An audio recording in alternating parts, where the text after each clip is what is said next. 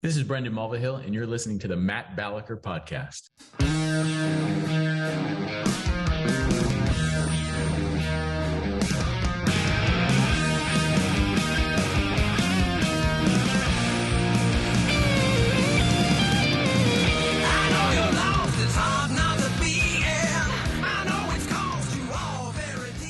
Good day, fine people out there. Thank you for tuning into the Matt Balaker podcast. Please like, subscribe, and share.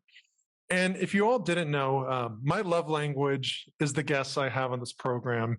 And we are hot and heavy for this one because he's an old friend, a proud Michigan Wolverine, boy dad, marketing professional, founder of Live Comedy LA, and Quarter Pound Cookies. Please welcome Brendon Mulvihill to the program. How you doing, Brendon? I'm good, man. Thanks for having me. I love this.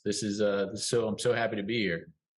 Well, your happiness standard is very low, and I think that's why you're such a nice person. Because if you're always trying to climb Mount Everest, you'll probably be disappointed. But if you're on my podcast and that makes you happy, God bless you. That's it. That's all. I don't need a lot. I do not need a lot. Well, speaking of not needing a lot, we were chatting offline. I've known you, 15 plus years. I think it's a little bit longer, but you're always onto something. You always have interesting hobbies. And it seemed like, and please correct me if I'm wrong, that people were generally trying to get you to convert your love of comedy or sports or whatever it was into a business venture. Why did you kind of reject that?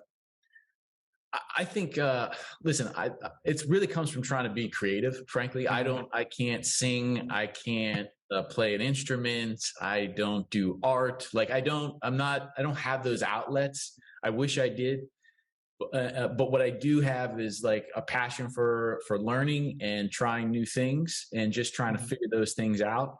And stand-up comedy was one of them. And I think there's a place that you can just enjoy the thing that you're doing and that you're passionate about and just try to have a creative outlet. And that's really what it came down to for me. I mean, it's taken me, a decade plus to kind of appreciate essentially what you just said, because I think when we put expectations on things, it just sets us up for more failure. It's like if I'm playing pickup basketball and I haven't done it for years, that can be a great exercise. But if someone's like, "Whoa, are you going to become a semi-pro player in Lithuania?" It's like, let's pump the brakes a little bit. I can barely hit a 15-foot jumper. Like, let me just have fun with what I'm doing. I mean, I think it's easy to put a lot of expectations on yourself, especially if you're like a high-performing individual or you want to be successful. But I think as I've gotten older now, I'll be 45 this year. I think there is something to the crawl of it all, where you just sort of make your way through it and experiment and see what happens and not put the pressure of like having this thing be a business immediately or having to be a professional in, this thing that you're trying to find joy in. I like it, kind of like follow your joy or follow your passion. And then, as we'll get into in a little bit, if circumstances are such where you can make money off of it, great. But, that doesn't have to be the be all and end all. Agreed. Yeah. 100% agreed. So you grew up in what city was it, Brendon? Well, I was born in Pittsburgh. And so I lived in Pittsburgh. My whole family's from Pittsburgh. And then I moved to Los Angeles when I was 12. So, and I grew up in Westlake Village, just outside of LA, the northern part of Los Angeles. So for people in Southern California, Westlake is kind of known for, bigger houses and great high school sports. But to the rest of the country, it might just be Los Angeles. That's right. So how was growing up in Westlake different from, say, Westwood or somewhere like Central LA? Well, I didn't think I understood this until I got older. It was like we grew up in a bubble, frankly. Like it was like It was just sort of this, it's about 45 minutes to the city or any like Westwood or Santa Monica or all those places. And it's quite suburban. It's such a nice place to grow up. It's a great family environment. But it wasn't a place where there was a lot of cultural happenings, and I think I didn't really experience that until I got older.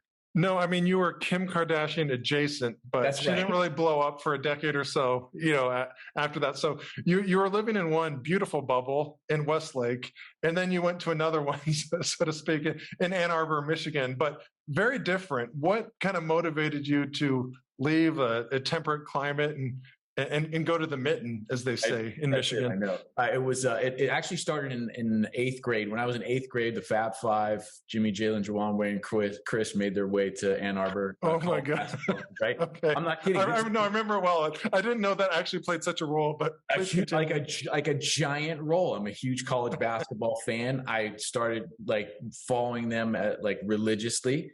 And then as I made my way through high school, I just looked at Michigan as a place to actually go to school. And it turns out it was a good school.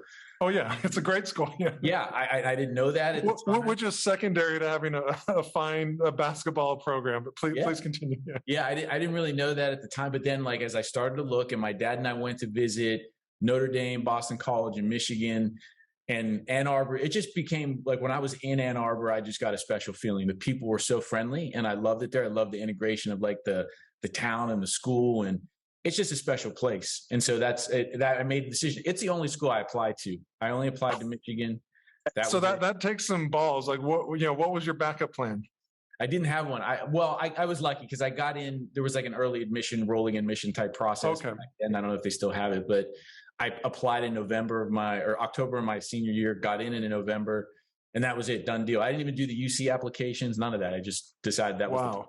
Yeah. So I assume your application was just a picture of you shirtless with big baggy yellow shorts with maybe Chris Webber on the side. Am I right? Yeah. That's what it was. It was just something like, they just like, this guy's the man. We're going to let him in because he's such a fan. So do you have a son with any name that might be linked to a certain Fab Five player? So my wife went to Michigan also. And so when we were deciding on our first son's name, we were sitting at a restaurant, and we started talking about names, and she threw out Jalen. And I was like, oh, that is it. That's the name. So my son is named Jalen, named after Jalen Rose from the Fab Five. And way cuter than Jalen, I must say. But I don't know if he has the left-handed jumper of Jalen Rose. He doesn't have the lefty, but he's got the right, and he's playing ball, and he's pretty good, actually. Nice. Well, I expect him to have at least a 15-year NBA career and then a successful post-NBA career as an ESPN analyst. No pressure, Jalen. No pressure, Jalen. Yeah. So your formative years, so to speak, are in Pittsburgh. You moved to LA before you're a bratty teenager, obviously a smart kid. You go to Michigan and then you assimilate well there. But what did you study?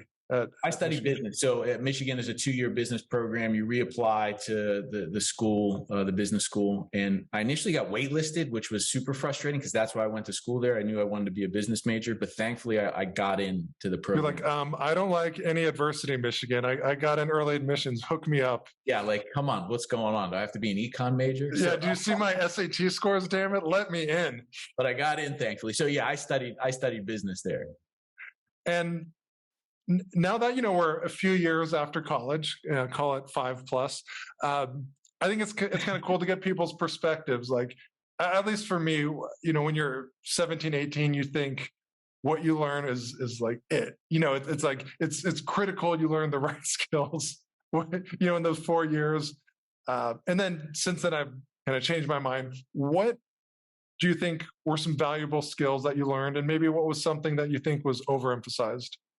Well, I think Michigan did a great job of teaching communication skills, like the importance of personal communication, public speaking, those types of things. We actually had a really clear focus on that in writing also. Mm-hmm. And so in business, that's like a soft skill that often people miss. And I think it's a huge driver of success. So that was a really big one. I think that the stuff that was missed may be, a lot of practical application that takes place in the business world. And what does it mean, those soft skills that you do have to even push on more in terms of managing people is one of the big things that nobody really talks about until you actually do it. So I think overall, like the hard skills, they did a great job. I think it's sort of those nuances of the business world that you don't get a sense of. And I don't know how easy it is to teach that, frankly. So yeah, I mean, there's probably a reason why they teach math and Excel or subjects that are pretty easy to grade. Yeah. Like one thing you can't teach or I don't know how to do it is hustle. And for my kids, I would much rather they have that kind of fire in their bellies than, become some mathematical whiz. But I don't know how to impart that. But one thing I admire about you is you would have these, I'll call it like normal jobs, Yeah. but you would continually like go after something. I remember, for instance, you founded Live Comedy LA. You always had kind of some venture. Um, why? What was it that motivated you to keep doing that when you had the stability of a good job? I think from the beginning of my career, I learned pretty early that it's important to, you got to wear a lot of hats and you have to roll up your sleeves and do work. Okay. And I think that's something when I left Michigan, I didn't go into consulting. I didn't go into investment banking. I went to a small company where we were put on lifestyle sporting events. Mm-hmm. And so that was like the bottom line of like where my formative business years and that experience started right there. And then there's this like desire that I have to, and willingness to try things that I don't know anything about. And I think that process is an important process for me to always find those things and learn about them and try them. And so stand-up comedy happened to be one. Like, I'm a huge lover of stand-up comedy. I'm so impressed by people who do stand-up comedy and how challenging it is. And that's something I wanted to learn about. And so I just went and wanted to be a part of the community and help the people who were doing stand-up comedy, like, do more and do better and promote it and talk about it. And that's why I just decided, like, okay, let me learn about this world, what it means to be in stand-up comedy. You gave me the opportunity to try stand-up comedy. The best first set I've ever seen. And I'm that's not hyperbole. It was polished. It was really good. You looked like you'd been doing it for at least 9 weeks. No, I mean, it didn't look like a first time at all. I can honestly tell you, I think I've never worked harder on anything else in my life. I'm not even kidding. From before that and after it. Like, I remember I set the goal of performing at the end of the year. You remember that. And the whole year was like in preparation for that. And it came down to the end of the year. I said, hey man, I think it's time you let me go up. And it meant so much to me. And I was ready for that moment. I was really ready for it. I remember in the email you said, I won't suck. And honestly, if you did, I still would have let you do it. I wasn't like, okay. I'm like, it's on you, not so much me. But I wasn't worried that you would suck because I knew you prepared. And it was also at a time when I was pretty new into it, but I've been doing it a few years. And one thing I saw with like younger comics is like they had this confidence, but not really a work ethic to back it up. Yeah. It's like I get, and I'm not saying it was like some huge career changer to be on a show, but I didn't want people to flop, and I knew some people needed to cut their teeth somewhere. And so I'd get emails from kids, I'll call it, from performers who had been doing it longer than you. I just knew they weren't preparing. It's like, do some work, do something. And you were kind of the opposite of that. So it was like, so I guess a lesson out there, kids, do your homework. Yeah. Where did that drive come from? Yeah. I don't know. Like, I think my dad's the hardest worker I know. Right. And so the reality is like, I saw him work really hard. And I wanted to also, the other part of it was like how much respect I had for the people who went up there and did that, what I consider like the hardest art form that there is. And so I wanted to do it justice. I didn't want to go up there and mess around and not be prepared and give it my all, especially when I was writing about comedians and, in some ways was critiquing them, not harsh. But I just wanted to give it the respect it deserved, frankly. And speaking about writing about comedians, this was, we'll call it 2007, 8, or when did livecomedyla.com start? It's really around it was probably like 04, 05, like when you started Laugh Lounge. And then, that was 2006. But I think you might have started just before that. But, for the Gen Zs out there, this was really before Yelp. I mean, Yelp might have existed in some form, but people didn't turn to it for live events. It was not like, no, it was, and this isn't hyperbole again. It was the first of its kind. And when you said you wrote about him, I really appreciated how you wrote about him. And not that you owed me or you didn't owe anybody. You were the brains behind it, but it was almost like you were a restaurant critic who loved chefs and you loved food. Yeah. And as a way of showing that love, if something didn't work, it didn't work, but you would present it in a way where it was like, you'd say nice things. It wasn't just like kind of the YouTube comment culture where just like, Oh my, this guy sucks or blah, blah, it was quite the opposite.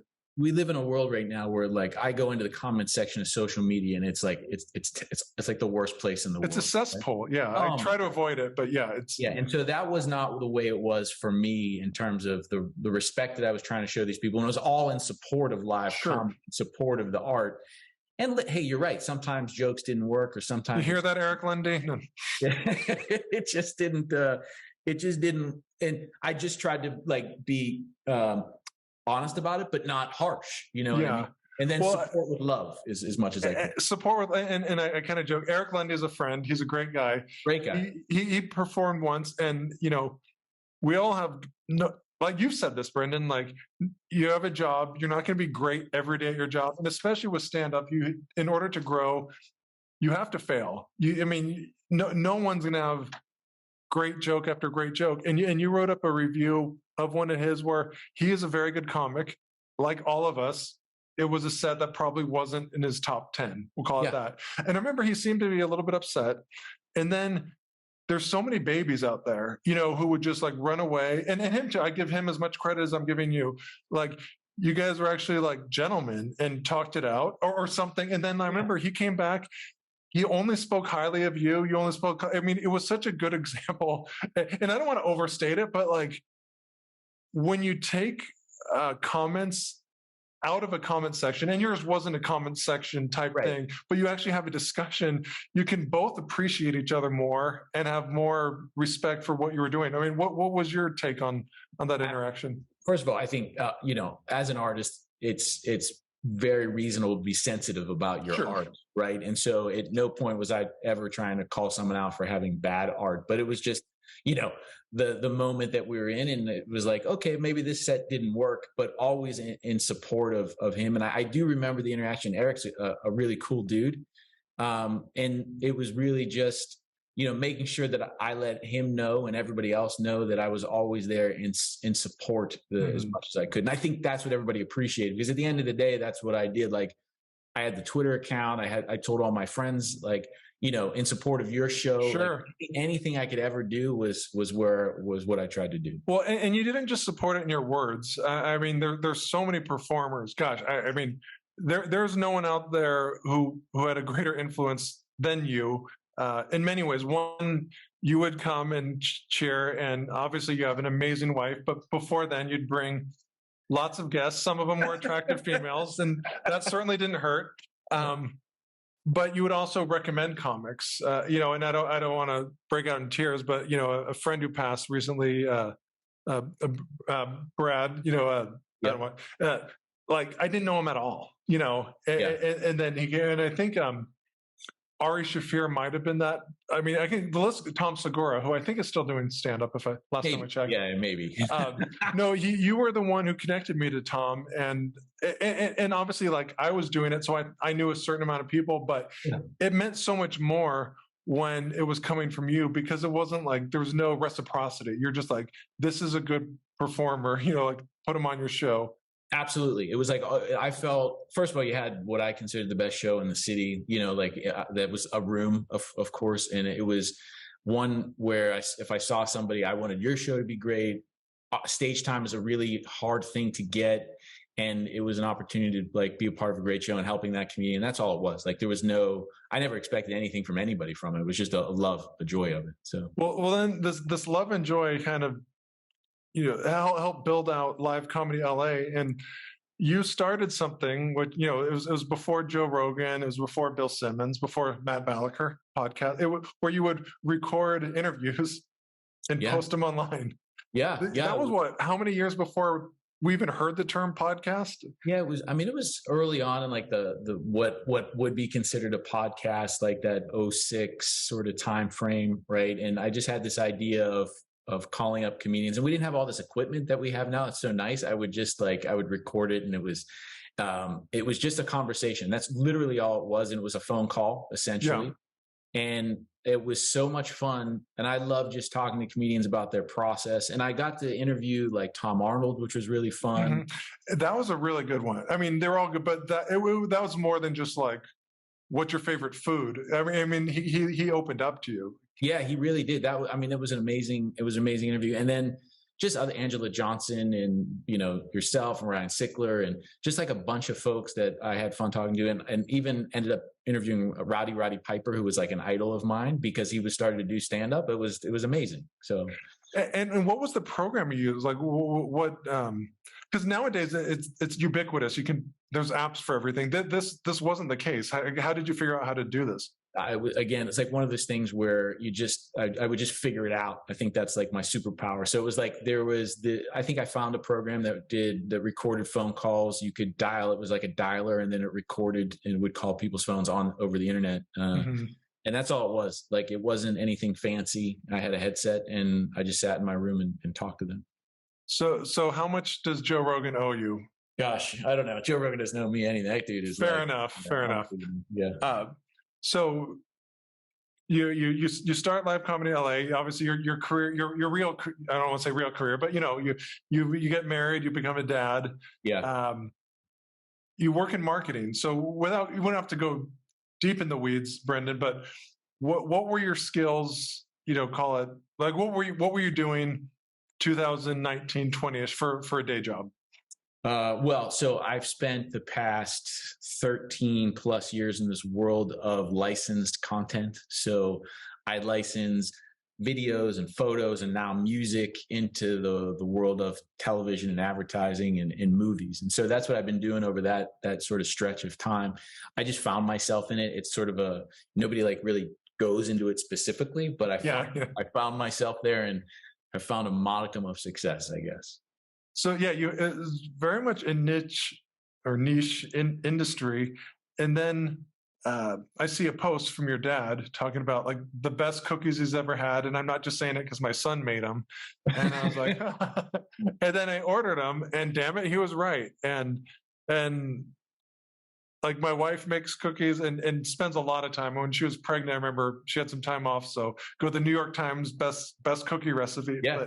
But these lived up to the billing, but I was like, I know Brendon. I didn't know he had this talent. Like how'd you go from licensing content to baking cookies and selling them? Yeah, well, I still license the content, but the cookie thing came about because I think chocolate chip cookies are like the top tier of desserts. I don't think there's anything better than a chocolate chip cookie. Right, yeah. And when I was at an office, I would go and I was in Culver City in Los Angeles, and I would go around the area and go get cookies and bring them back to the office for everybody, just trying different cookies. And then COVID hit, and I couldn't go and get those cookies anymore. And there was one cookie specifically that I really wanted that was at Jackson Cafe there. And I called there to see if I could get it. And they said that the man no longer works there. He was an older gentleman. Because of COVID, he couldn't make the cookies anymore. And so that was like, I had to figure out, well, can I make this cookie? Can I recreate this cookie? And again, it was just like a creative outlet. Like during COVID, I started just baking other stuff, frankly. Sure, this was when the sourdough bread craze really hit. You know, sourdough bread hit. I did pies, and I did coffee cakes. And for me, again, like I said, I don't draw or sing or any of those things. And baking it's very systematic. It's very specific. So there's a lot of things that they're like part of my personality. So anyway, I wanted to make a really great chocolate chip cookie. I started getting inspired by people I saw on Instagram who were creating their own cookie businesses. And I was like, well, maybe I could just make a really good chocolate chip cookie. So that's what I set out to do. I would just so you didn't set out to. This wasn't a business venture initially. You just wanted for your family and you just wanted to make the best damn cookie you could. I just wanted to make the best chocolate chip cookie that there was. Yes, okay. That's what I wanted to do. And I started off with like base recipes and started, giving them to the kids and giving them to Lynn, and then sort of making tweaks around it. And it worked. It actually turns out that it's a really good chocolate chip cookie. And they say art is in the eye of the beholder.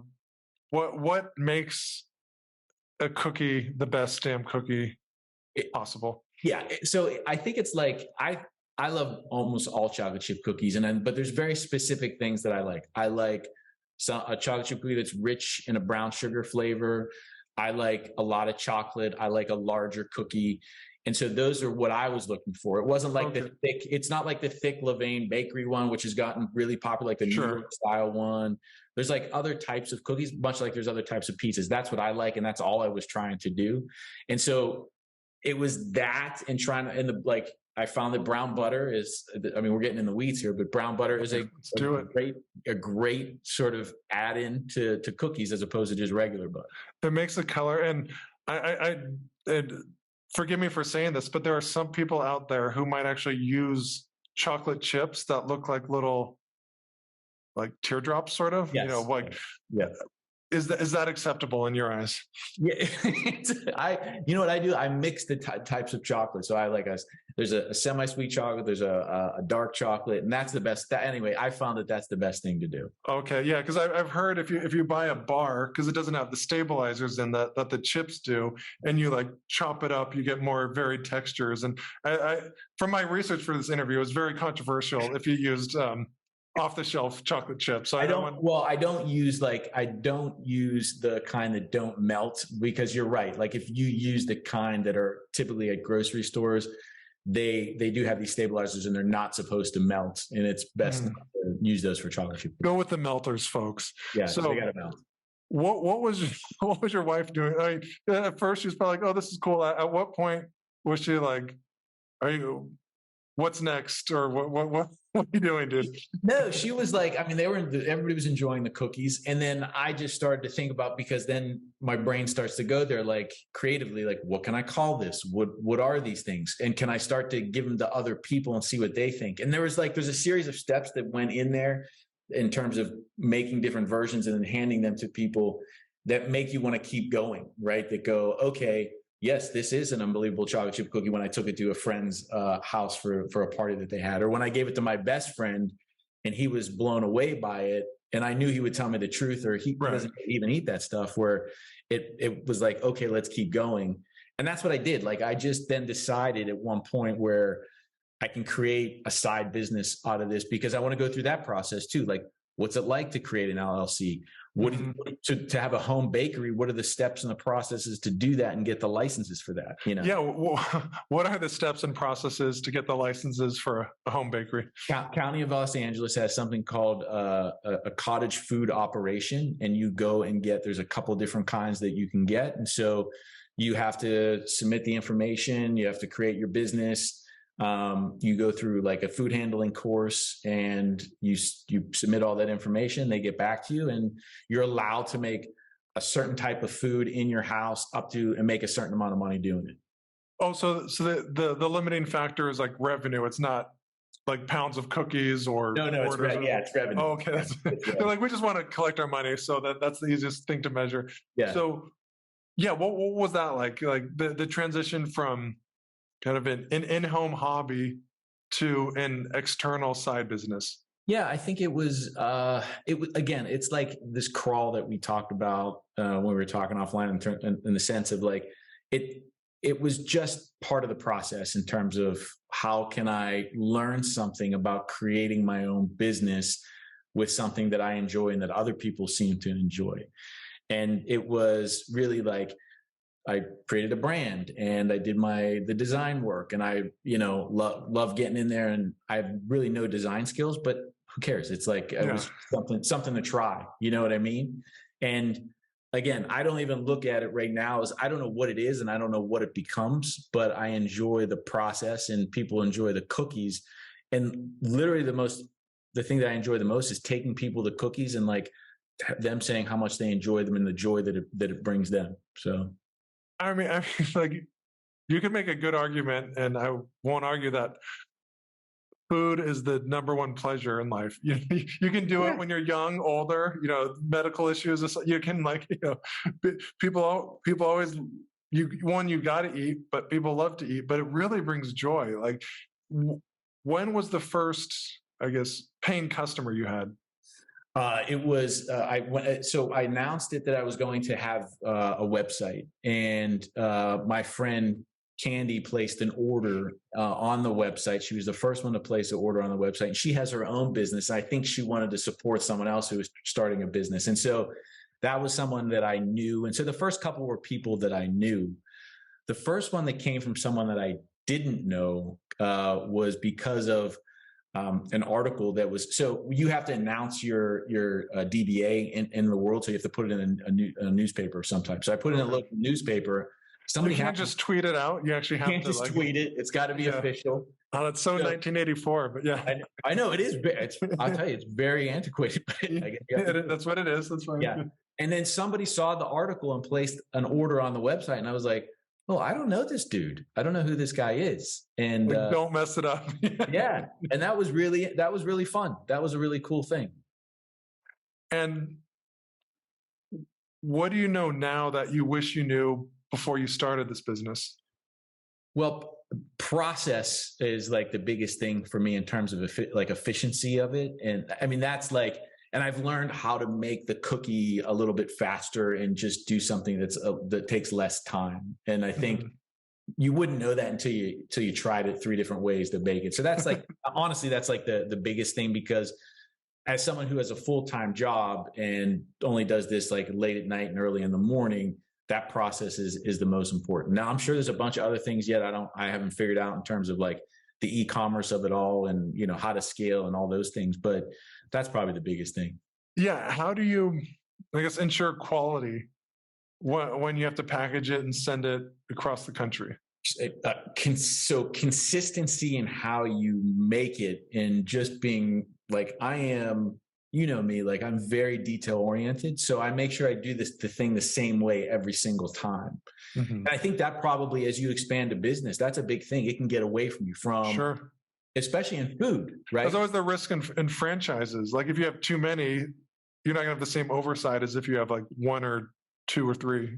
Yeah, I think that's like, as you look at, that's what's so remarkable about like a business like Starbucks specifically, because like you can go anywhere in the world and it's the same. It's the same burnt coffee wherever you go. I don't even drink the coffee. Oh, okay. I just, but like, that's right. Like, and I have friends that are in the food industry and they've had a tough time expanding because how do they replicate the head chef that created it? Sure. Right. So I don't know the answer to that yet. I'm not there. So, well, and also with cookies, it's such a competitive market. You know, I mean, you can't even believe the number of cookie makers out there. What is it that, you know, differentiates yours from the millions of others out there?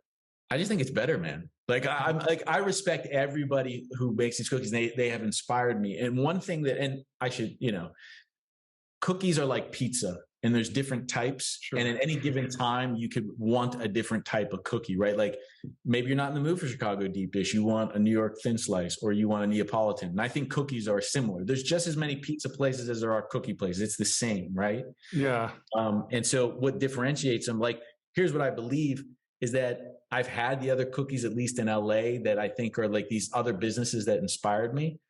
Can I say that it like definitively it's better? Does everybody think it's better? No, but I think it stands with them. I totally think it stands with them because of just for them too. It's like the passion that you put into it and the love that you sort of bake with. So that's the love that you bake with. And speaking of baking with love, during our first pregnancy with Reed, my Ashley would she'd make all this batter, and it was our hypothesis after eating too many cookies that when it ages, it was just way better. You know, like so. Yeah, what like obviously within a business, you know, letting it sit there is a detriment because it makes the throughput way longer. I think that's the right word. No, it does. What is the optimal amount of? Am I off base? Like how long should you age your dough, and what are the benefits to it? This is hard hitting stuff, B. This is hard hitting baking. 48 hours. Like if you okay. If you let your dough sit 48 hours, it makes a massive difference in the quality of it. Like that's why I need I can't just whip up cookies right now and bake them for you. It won't be the same. I wish you could, but and then what happens during those 48 magical hours? All the moisture is absorbed, so the egg and the butter and everything just sort of comes together. It's oftentimes like, do you ever have when you have Thanksgiving dinner, like the leftovers are often better. Oh yeah, you know, it all comes together, and I think it's the same principle. I'm not a scientist. I don't know exactly what happens, but that seems to happen. So it's something like the starches in the flour like absorb a lot of stuff, like the fat and other ingredients, and then when it cooks, it kind of holds together more. You know, so you can like there's more texture. I think otherwise it's still good, but it's sort of like a monolithic, almost like cake feel to it. That was my experience. Yeah, no, you're right. It doesn't spread as much. I mean, there's like baking is a science, so there's a lot of science behind it that I don't know. I just sort of read and sort of absorb what I can to make that cookie. Have you tried, keeping everything the same, but using a different oven? I haven't. It makes a huge difference too. Yeah, we'll see if I ever. Yeah, what if you move? You're like, sorry, we're stuck here forever. So you better like it, because I can't do it. I mean, pizza ovens. People use the same pizza ovens or the grill, right? There's like a flavor that comes with grills because they've been using them for years and years. They call it seasoning. Like I've heard stories about, I don't know how true they are, but like transferring pizza ovens from Italy to Culver City or whatever, and like taking them brick by brick because it's so essential to the final product. It's a big deal. I guess we'll see. TBD on that one. So I don't know. So, to make it about me, because that's the purpose of the show. Like, I mean, I really enjoy doing stand-up. I've been doing it 20 years-ish, probably longer. But there are definitely times I'm not like, oh, yay, I get to drive or, 4 hours for this show that might suck. And, I'd rather just not do it. But I still love comedy. Like, have you reached that point where, you love making these cookies, but you're like, I'd rather sleep right now than get up and bake? What's so funny, I think that goes for anything in life. Like, even when you find something, people are lucky enough to find something that they love to do and they're passionate about it and they're in the world that they want to be in. Mm-hmm. It feels like even then you have to realize, like, there's going to be those days that you don't want to do it because it's work. I mean, it's work. And I think, like, I haven't reached the point yet where I don't like baking cookies, but I've absolutely been like, I have to bake a batch of cookies, but I'd rather just sit here and not do it. And yeah, I mean, but it's like working out. It's like anything. Like it's the same sort of mentality. You have to just reach down and go, I do like doing this, or this is good for me if it's working out, or, if it pays the bills, whatever it may be. Like, what would have to happen where you had to expand outside of your home kitchen? Commercial kitchen is sort of the next step. I have looked just so I know what commercial kitchens are like, but it's sort of a weird transition, honestly, because you have to know what the demand for it would be, and you have to do projection a little bit more. You could still bake on demand, and then there's the question of, like, does it make sense to rent it or own it? Or right. I haven't. All those skills you learned from University of Michigan can come into play. I can put my finance degree to use. Yeah. So I don't know. There's a lot of steps, I guess, and I haven't really gone all the way down the road. Well, what has been the biggest challenge with getting the business off the ground? I think it's it's just knowing that getting it off the ground, like, it's great to get the support of your friends. Mm-hmm. It's then trying to get other people who aren't your friends to, like, experience it. Like, so I would need to figure out, how do I get cookies in people's hands so that they try them and that they see the messaging a bunch of times. I think, like, that flywheel effect and that scale of growth is probably the next big sort of hurdle that I would have in terms of, like, if I was going to go, this is going to be a thing, you know what I mean? Mm-hmm. And are you open to it? I mean, I know you don't have to make that decision, but if demand was such that you had to leave your day job, would that be a good thing, or would you be upset about that? I don't know. I think I have to then go, okay, I'm going to be in the cookie business, and all the risks that come with that. And like you said, tons of competition. There's like a million places that. I mean, Otis Spunkmeyer is going to be like throwing darts at you, or like Mrs. Fields going to come to want to beat your ass if you get too big. That's it. Famous Amos is coming out. Oh yeah, he's an MFer. Yeah, don't mess with him. So I don't know. I do it because, like I said, creative outlet. I can help raise money. I help raise money for schools with the cookies. That's a great thing to do, and I enjoy doing that. So yeah, that's mostly what it is right now.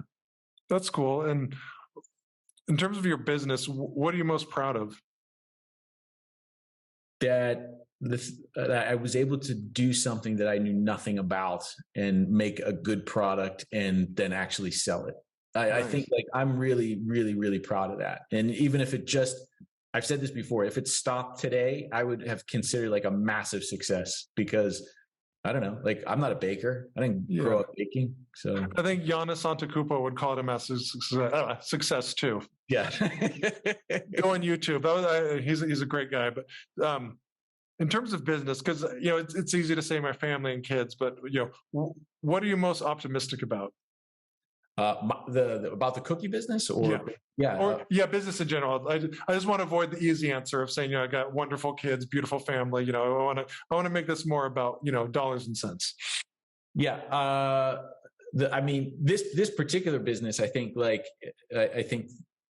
there's all kinds of possibility, right? Yeah, I think there's the reality is like it could be anything, or it could be just this small project. I think that's what I'm excited about. Is like it could be anything. That's really what's fun about it. It could be anything. So, to the hundreds of millions of people tuning in right now, and for the millions more that will follow, where can we funnel them, Brendon? Where can they buy some cookies? Where can they learn about you? Where can they buy them for friends? Where do they go? If they go to quarterpoundcookies.com, that's like a super dead simple site, but it works really well. So you can buy the cookie there. You can follow me on Instagram at quarterpoundcookies.com.